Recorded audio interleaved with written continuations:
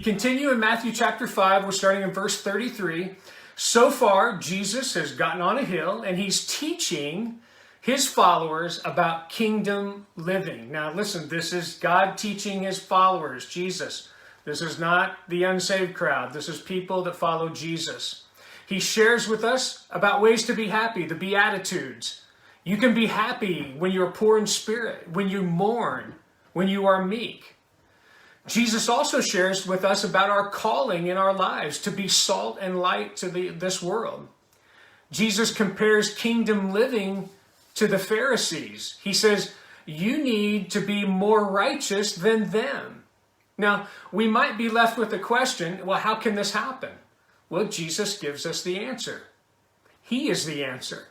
The law that condemns us, Jesus tells us that he came to fulfill that law.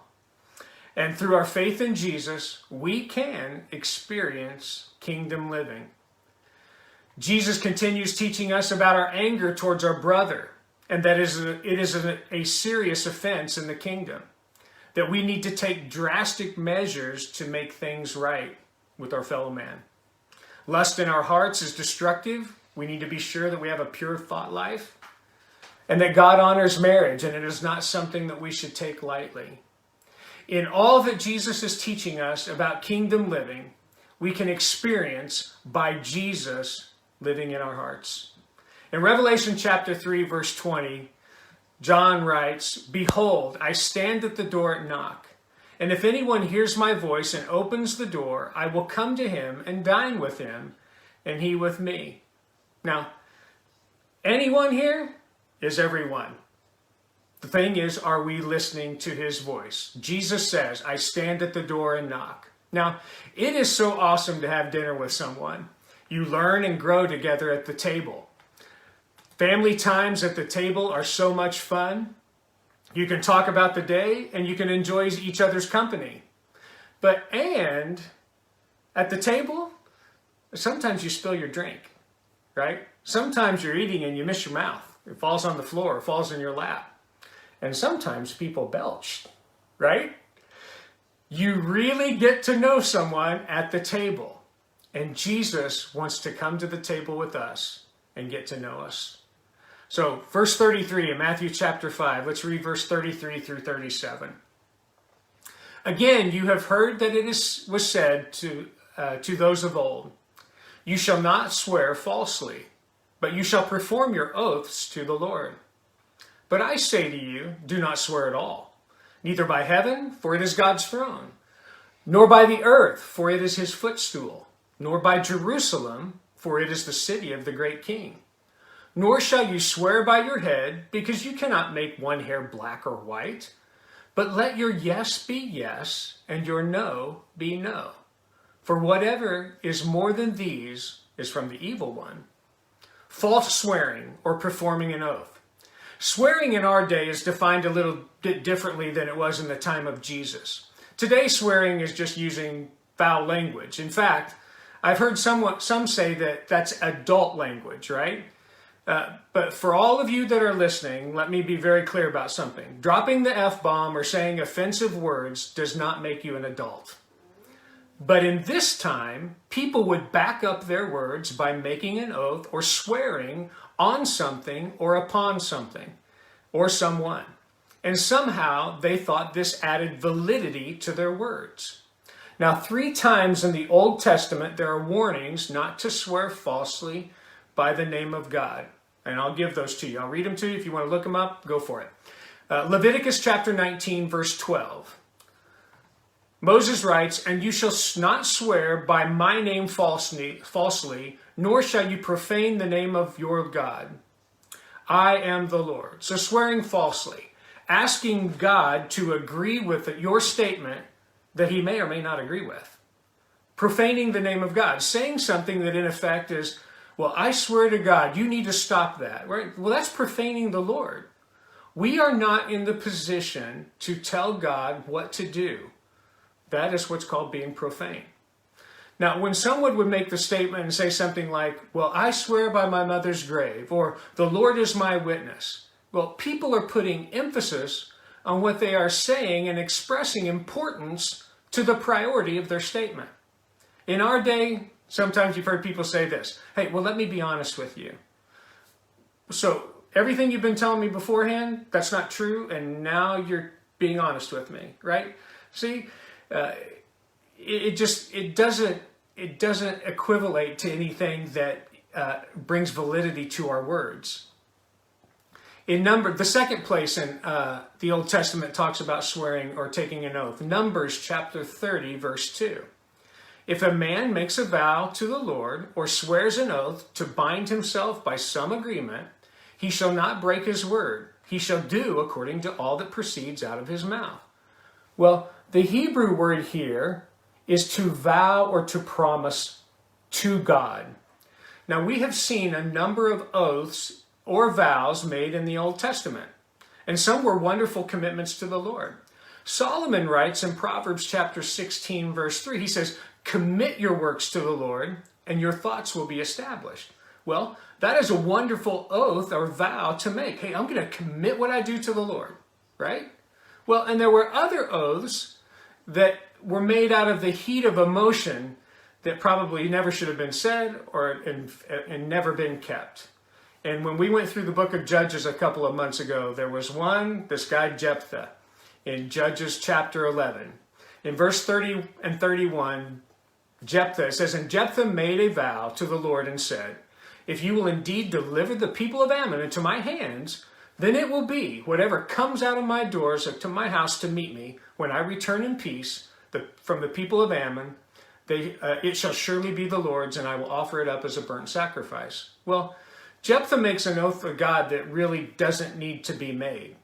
He thinks that if God does something for him, that he needs to do something for the Lord. Men took their oaths very seriously and literally, which brings us to the last instruction in the Old Testament. Deuteronomy 23:21. Moses writes, when you make a vow to the Lord your God, you shall not delay to pay it. For the Lord your God will surely require it of you, and it would be sin to you.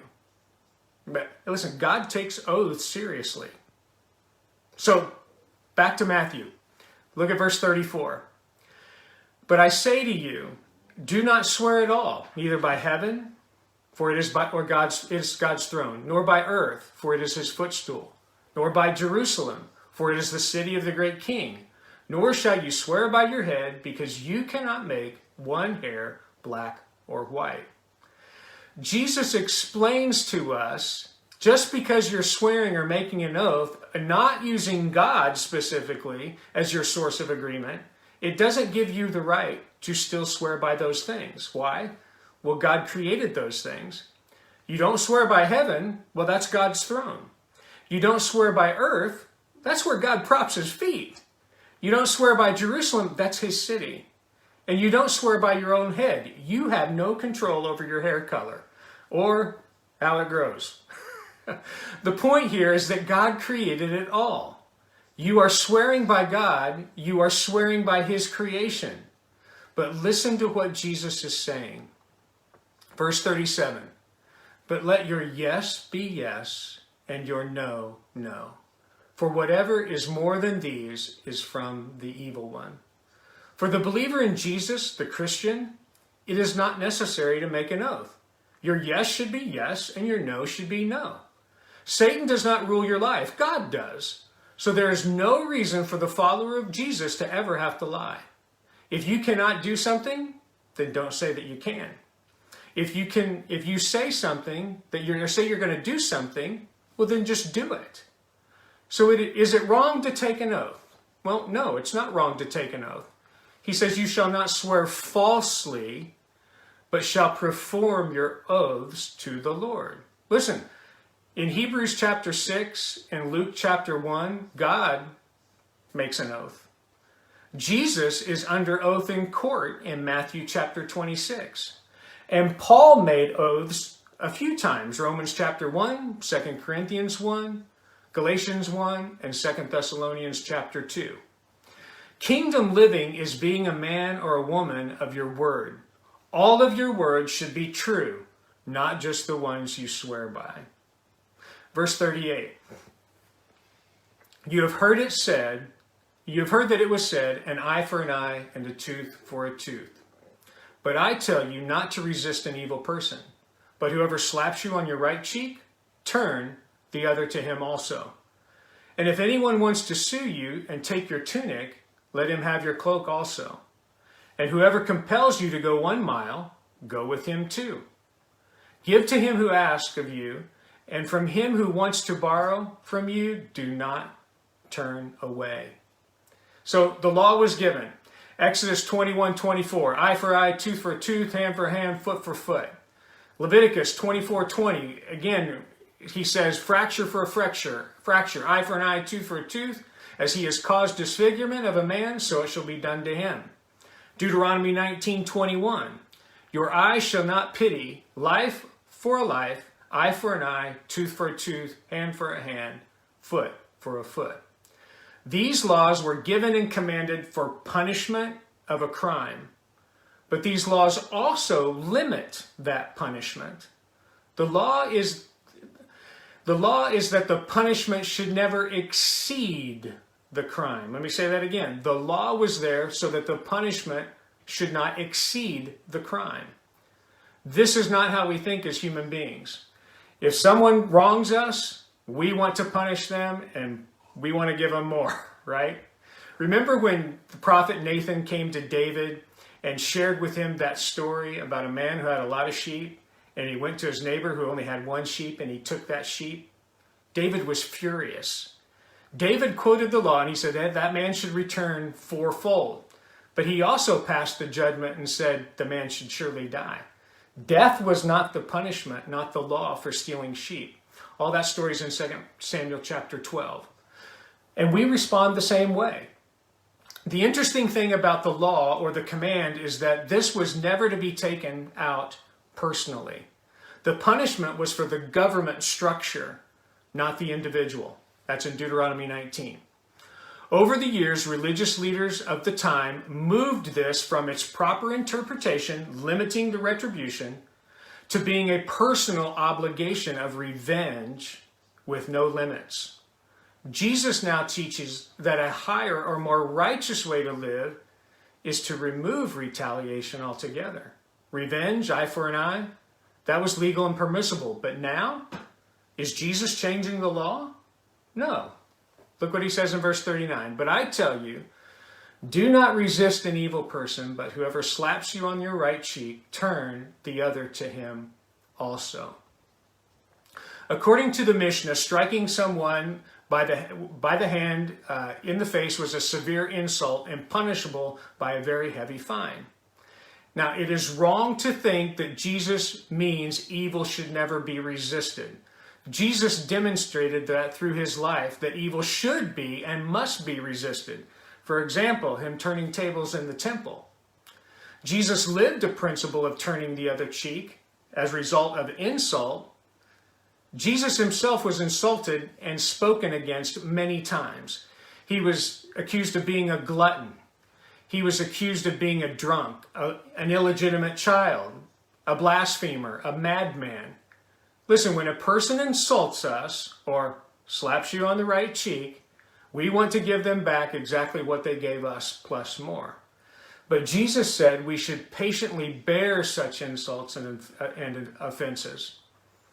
And we should not resist an evil person who insults us in this way. Instead, we are to trust God to defend us. Now, there are 2 things that Jesus is not saying here, and some really get confused and misinterpret these verses. Number 1, Jesus did not say that you cannot defend yourself in a physical attack. When Jesus speaks of a slap on your right cheek, it was culturally understood that this was a deep insult. Jesus is not speaking of a physical attack. Jesus does not mean that if someone hits you across the right side of your head with a bat or a club, that we shall allow them to hit our left side. That's not what he's saying. The second thing that Jesus is not saying, Jesus did not say that we should remove punishment or retribution in society.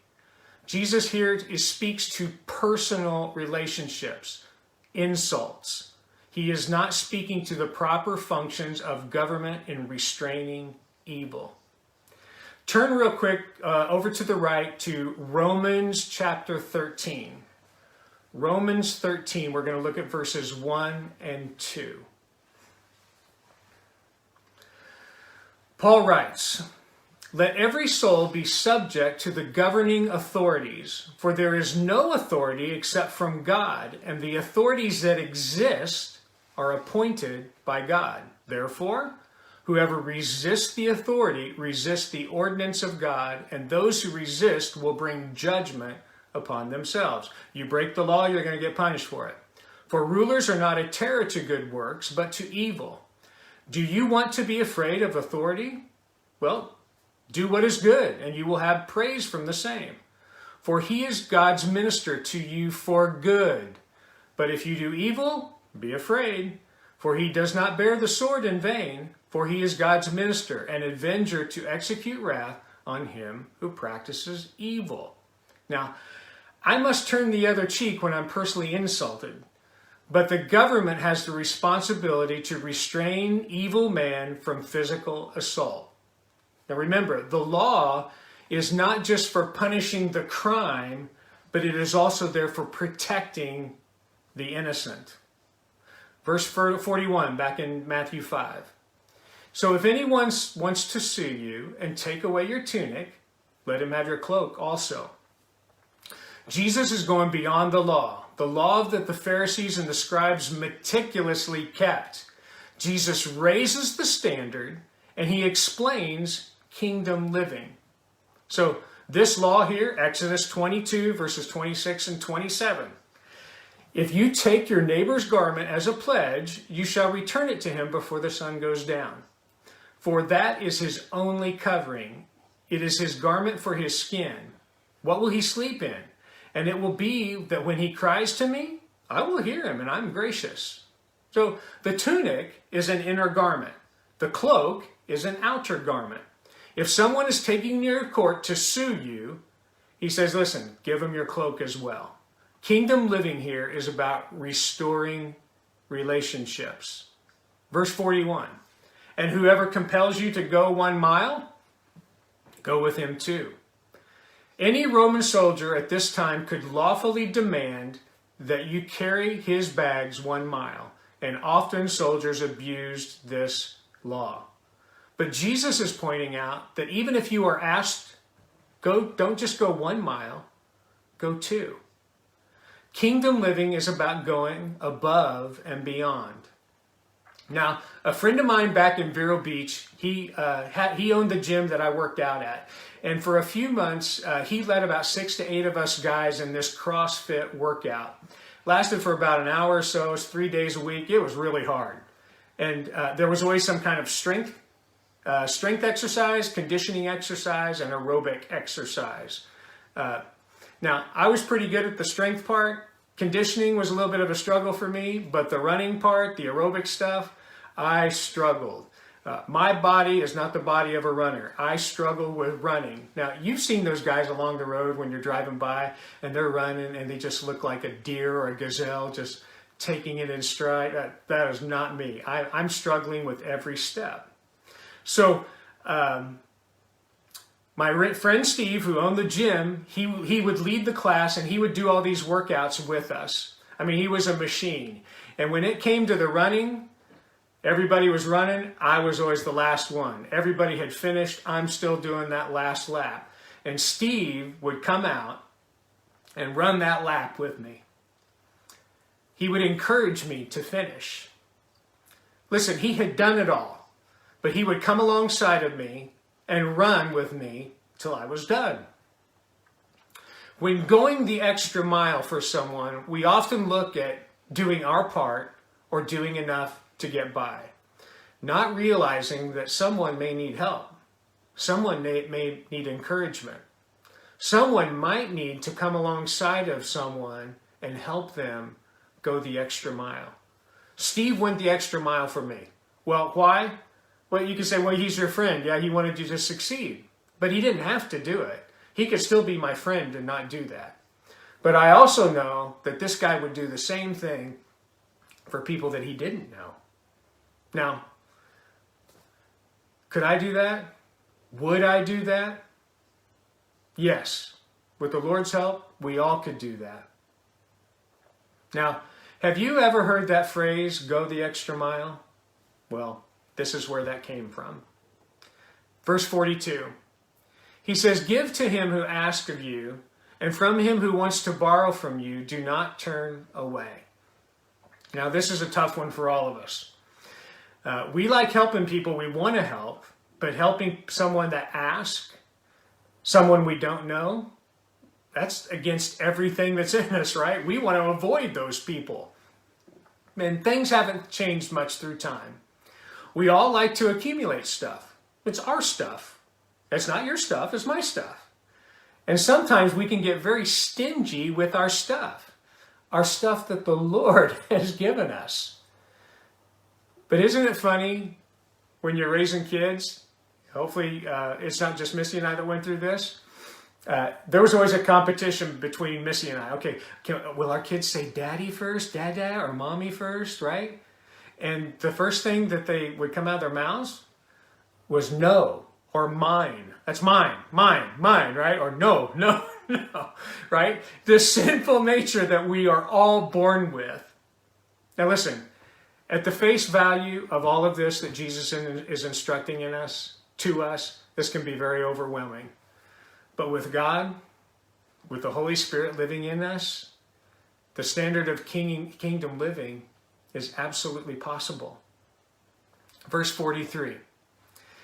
You have heard that it was said, you shall love your neighbor and hate your enemy. But I say to you, love your enemies. Bless those who curse you. Do good to those who hate you.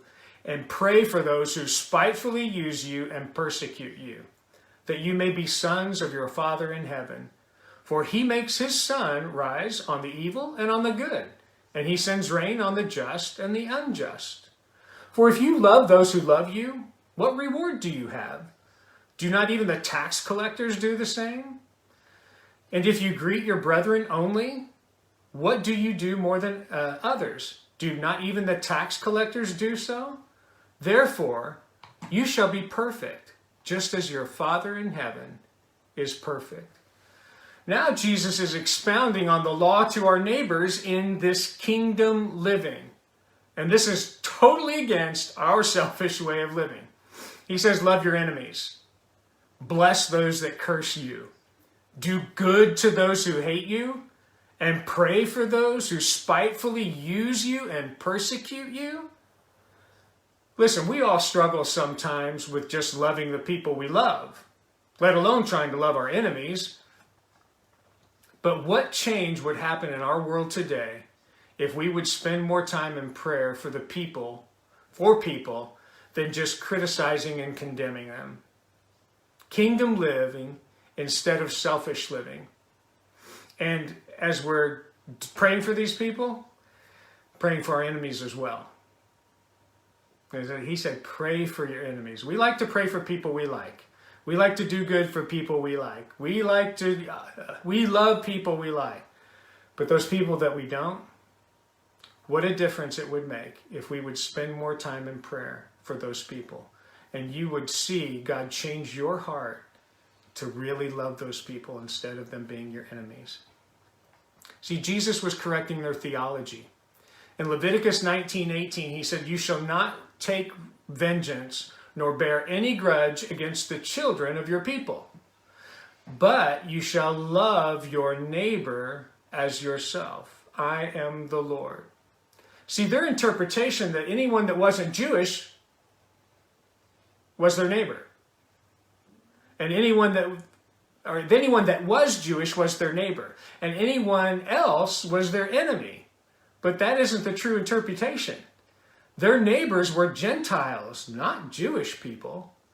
The Old Testament reference to Gentiles, they were heathen, they were the uncircumcised dogs, right? These are all derogatory adjectives to describe people that weren't Jewish. But from the beginning, God's plan was to use Israel to share the love of God with the world. Verse 44. That you may be sons of your Father in heaven. Now, Jesus is not saying this is how you become a child of the Father, by doing these things. Jesus is teaching us that this is how we show that we are children of the Father. Don't interpret this as a harsh word. This is not, hey, are you a child of the Father? Then act like it. That's not the interpretation. Jesus is encouraging us, this is how my kids act. This is kingdom living. Verse 45. For he makes the sun rise on the evil and on the good, and sends rain on the just and the unjust. God shows no partiality to people, and neither should we. Be gracious and loving to all, your neighbors and your enemies. Listen, for God so loved the world, that's all of us. He gave his only Son, that whoever would believe should not perish, but have everlasting life. Verse 46 and 47. For if you love those that love you, what reward do you have? Do not even the tax collectors do the same? And if you greet your brethren only, what do you do more than others? Do not even the tax collectors do so? So, here's how it would be in our day. Well, if you like Manchester United, we can't be friends. Can't do it. Well, maybe we can be friends, but I'm not going to like you very much. Politics. Which side are you on? What? You're on that side? If you support that side, then away with you. I don't want to have anything to do with you. We can't possibly be friends if that's the way you vote and that's the way you believe. Are you getting this? This is how the world acts. Kingdom living is contrary to the world. Countercultural, right? Verse 48. Therefore, you shall be perfect, just as your Father in heaven is perfect. The word perfect here is the word complete, or brought to fullness. In the context of Jesus' teaching, he is not asking you to be sinless or blameless.